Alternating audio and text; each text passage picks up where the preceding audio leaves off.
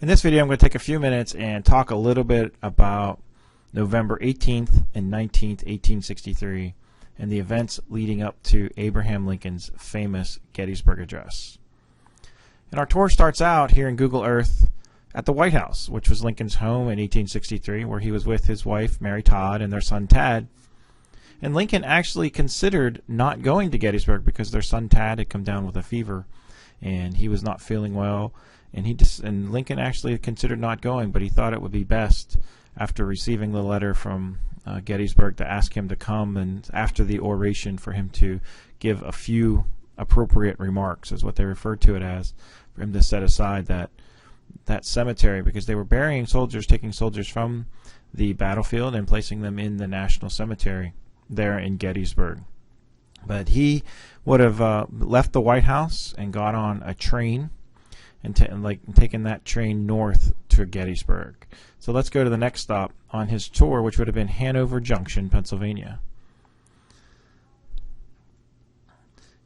And in Hanover Junction is a little train tracks, a little set of train tracks that actually is the location where Lincoln's train changed tracks to continue its journey toward Gettysburg.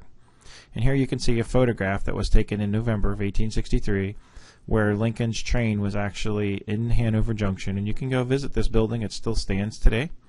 You can see a lady back here in her dress. You can see some gentlemen standing around, and this is Lincoln's train there in Hanover Junction, where he paused for a few minutes to probably maybe take on some water or some fuel or some wood and coal or whatever it was, and then to proceed north to Gettysburg, where he would have came and continued to arrive at the Gettysburg train station. And here you can see that he would have arrived at the train station. Here are the railroad tracks, and although the railroad tracks have been replaced over the years, these are the tracks. So this is the same line, I believe, that where Lincoln would have came in on, in terms of the same set of tracks along the same line. And he would have gone there, and from there, once he arrived, he was greeted by some well-wishers, and he actually was on the train with some several dignitaries and individuals who accompanied him on the car, and he rode with his secretary. I believe it was his secretary. Nicolay was his secretary. The John Hay was there. There were some members of his cabinet, such as John Stewart, and a couple more. I don't remember their names, but they were all on the train with him.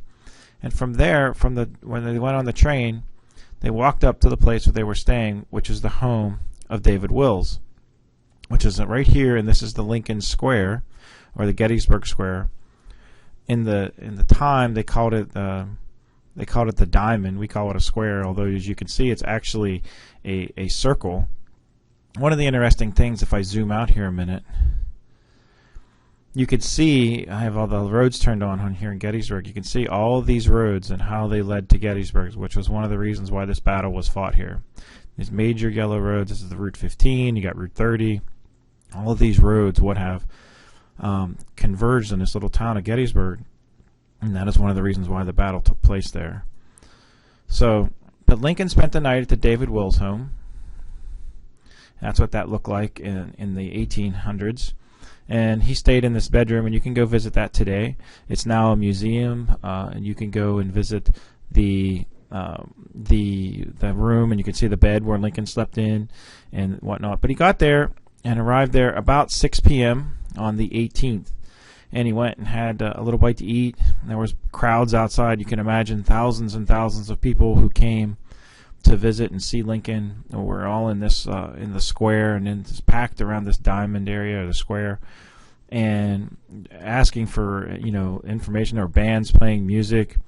So Lincoln came out and did give a few words, say a few words to the crowd, but then he retired to his bedroom and completed the Gettysburg Address. The next morning, Lincoln would have got up and had breakfast with David Wills, and then proceeded down Baltimore Street, so coming down Baltimore Street, down along the road toward the cemetery and the events that were taking place. And there is one photograph of the procession. Here you can see the procession. You got some homes. This is the line going up up toward the gateway to the Evergreen Cemetery. The procession actually went along this way. In high resolution versions of this, you can actually see, they say you could see Lincoln in it. But one of the things I want to point out here, a couple of things, is that number one is this tree right here still stands today. It is a witness tree, and you can go and you can see it, and I'll show you where that's at in a second. And then across the street from it too is the Rupp Tannery, and you can see the smokestack of the Rupp Tannery, and that house also still stands today, and you can go and visit. That's actually a visitor center, like museum, that you can go, and they've got a lot of really nice things. They've got some talks that they do occasionally throughout the summer that you can go and listen to. But this is the procession and what it would have looked like as Lincoln made his way to the cemetery. And see, here is the witness tree that you can see, and right across the street up here is the Rupp Tannery house. All of those are located right within that building. Moving up the street a little bit further, Lincoln would have gone this way. Moving up, we come up and we start to see what is now the Evergreen Cemetery and the Soldiers National Cemetery. This is the Soldiers National Cemetery here. They built it in a semicircle, so they didn't want one state to be higher than the other, have more importance to the other ones. Here you can see the gateway to the Evergreen Cemetery. This is what it would have looked like. These are the ramparts from some of the cannons would have hid behind here, and you can see the actual gateway to the cemetery, the Evergreen Cemetery, which was the private cemetery here, where some where local citizens would have been buried inside of the cemetery. But this is the Soldiers National Cemetery. This is the Soldiers National Monument that is located here. And if I click on that, you can see that that's what that looks like. And you can see the statue and learn more information about that. I've posted some information about the Soldiers National Monument before. Now there's some questions about where the speaker's platform is. There's a sign in the National Park Service put up. It says that near here, the speaker's platform, Lincoln gave his famous speech. There's this. There's a rostrum over here. There's a monument over here to the speech itself. But there's some questions about exactly where it is, and a lot of people, a lot of witnesses, and a lot of famous historians have looked and talked a little bit about where that might actually be. But according to most sources, they will say that it's right inside here, right in this area here, that the platform, based on these photographs and based on these images, that this little rise right here is the speaker's platform. You can see a tent here. You can see the back of the gateway of the Evergreen Cemetery, and then this flagpole. And using this flagpole in relationship to the Evergreen Cemetery, they are able to locate the speaker's platform, and most of them say that it's right in this area, right in here, which is where the speech would have taken place. After the speech, they would have exited and went back down through town and back to the Wills home, where Lincoln greeted individuals. They had a meal. He met some local dignitaries. Went back to the back to the house and relaxed for a little bit. But again, he met a lot of people, shaking everyone's hand. And he also attended church services at the local Presbyterian church, and that is located just up Baltimore Street here.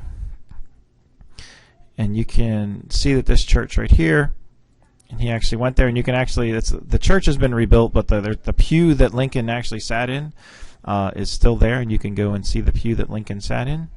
Another interesting place that you can visit and see is the home of the Gettysburg Compiler, which was the local newspaper, and that is just up the road from the church, and Lincoln would have passed right by there. And what's really interesting about the Gettysburg Compiler is that in front of here's the original office.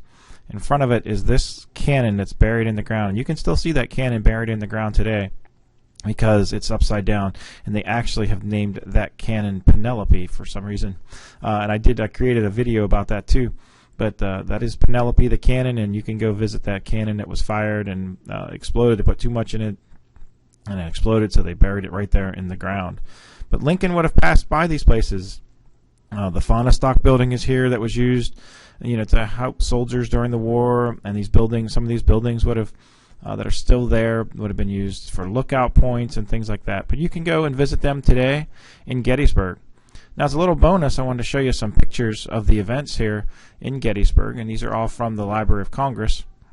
Here you can see some of the crowds that have gathered inside of the back of the cemetery. So these people here would have been inside of, between what is now the Evergreen Cemetery and what is the Soldiers National Cemetery. You can see these soldiers standing here. This is a young boy that was standing here. It's an interesting. There's another photograph. Here's a little boy here. You can actually see this one young man. He's actually holding a soldier later on, or holding a musket later on. But you can zoom in and take a look at these guys, these soldiers in their uniforms. You can see that this guy here looks like a sergeant. You can see the stripes on his arm. You can see the stripe on his pants, indicating he's a sergeant. They've got all their polished brass. We have a lot of cavalry here, and being able to do it and do the protection. You got some sitting down, relaxing. You can see they've got their muskets maybe stacked. You could see some ladies up here in the background in one of these photographs. Here's another photo that you can see and use. Again, you want to go out and grab the high resolution versions of these. There's this young man again standing there. We have some guys sitting here on the ground relaxing. Somebody's musket's actually on the ground. Here is this young man. Actually, you can see he is holding his musket, smiling, knowing that he's getting his picture taken. And here's the soldier right here that may have loaned him his musket.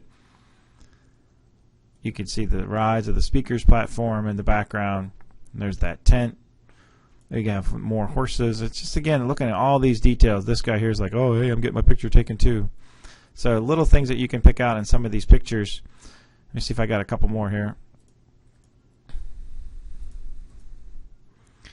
Here's a larger version of one of the photos. Again, you can start to pick these out and zoom in and look at. This is the stereograph from earlier. And start to pick out in these little details of these. I love looking at these soldiers and seeing what they're doing. This one here's just kind of lounging. It looks like a band. He's lounging on a drum or something like that to be able to do it. So just a little tour of the events that took place back in November 19th, 1863. What's interesting is that Lincoln actually only spent about 25 hours. At 7 o'clock on the 19th, he was back on the train and heading home. So he didn't spend a whole lot of time in town. He arrived, got what he needed to do, met some people, gave his speech. A lot of people said that they were surprised that the speech actually lasted only 2 to 3 minutes, and they weren't real sure that it was over. And there are some witnesses. There is one audio recording of the witness who heard it. A gentleman was there and heard the speech, and they recorded it, so they were able to do it. This photograph here is the only photograph where it's able to pick out Abraham Lincoln, and you can see him right there next to this gentleman here in the top hat. But that there is, a historian found this photograph and was looking at it and noticed that there is actually Abraham Lincoln. So, just little ways that you're able to use these photographs. But in Lincoln, it was a very short speech. Edward Everett got up and spoke over 13,000 words, I think is what it was, talking about his speech. And he talks about meeting at the base of the Alleghenies and things like that. He talks about, his speech opens up and he talks for over 2 hours. And Lincoln gets up and speaks in a couple of minutes. I believe the quote was something like that Edward Everett said, you said more in 2 minutes than I said in 2 hours, kind of thing. I don't know how much truth there is in that, but again, there's a lot of the powerful words in Lincoln's speech. So I hope you enjoyed this Google Earth Gettysburg tour. If you have any questions, be sure to look me up at teachthecivilwar.com.